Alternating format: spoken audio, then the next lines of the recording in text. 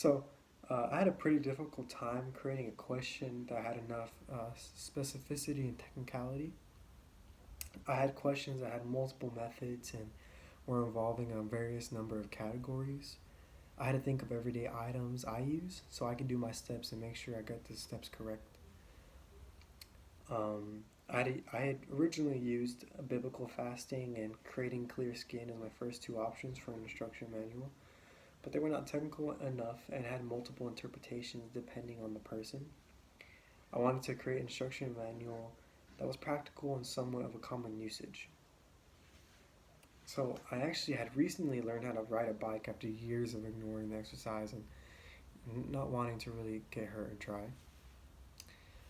Within the first week of riding, I encountered a huge issue as a new rider.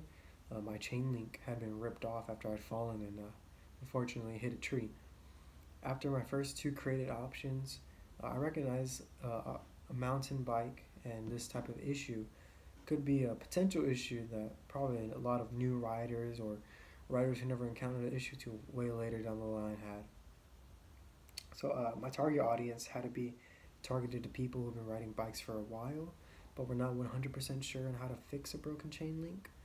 The instruction manual took the position that the audience had limited prior knowledge of certain contexts of a mountain bike.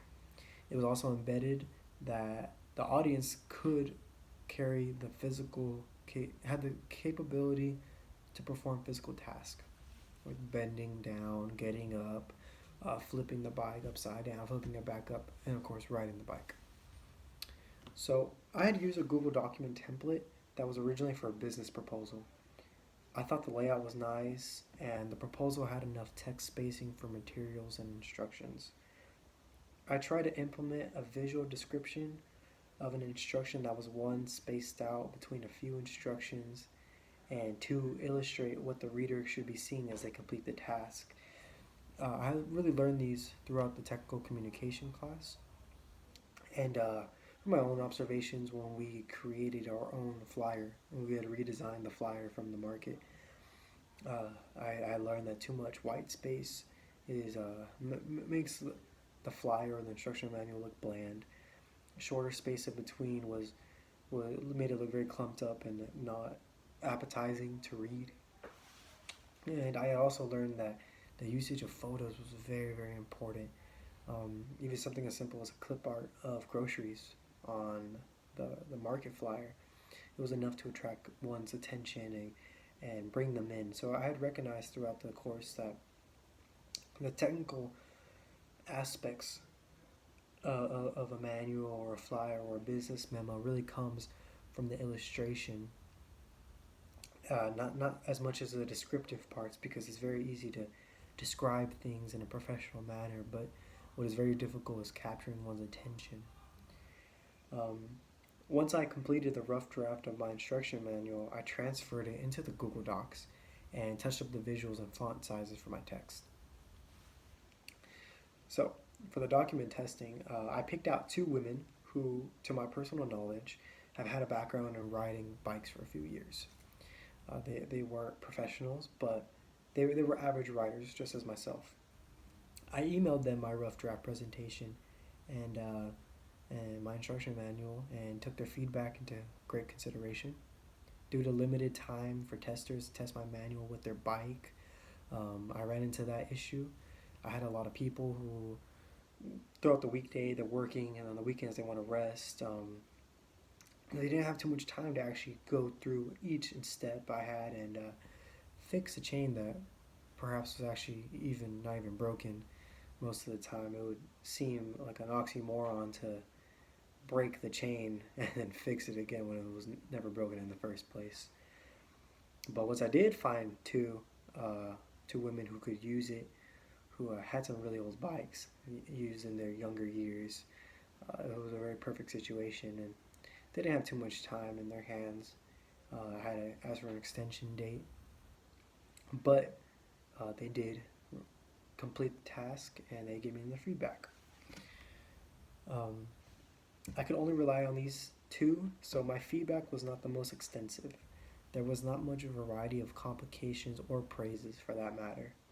but I did get to work with what I got, and what I got, I believe, was sufficient. So Stephanie and Genesis, these are the two women who tested my instruction manual. They did not encounter any altering technical issues that led them away from the central point of a broken chain link. However, Stephanie did comment on a few things. So she left a comment on the feedback on the testing document that she would appreciate a descriptive visual and for a change in my chosen logo. Just to keep in mind that I had sent these two women the rough draft before before the one I'm about to submit on Blackboard. So Stephanie did mention she needed to search up a visual of the chain link and would prefer an elaboration in the beginning of the instructions. That happened to be a fault in my part, which I got to touch up in the revisions, is I assumed limited prior knowledge, meaning they had little to no knowledge.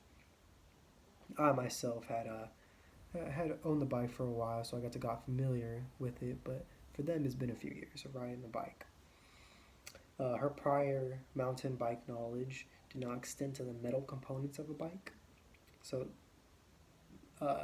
it was a little difficult for her before she got to take off on the instruction. She had to search up what the broken chain link even was, because it's such a complex chain with so many little parts here and there connecting to make the bike move.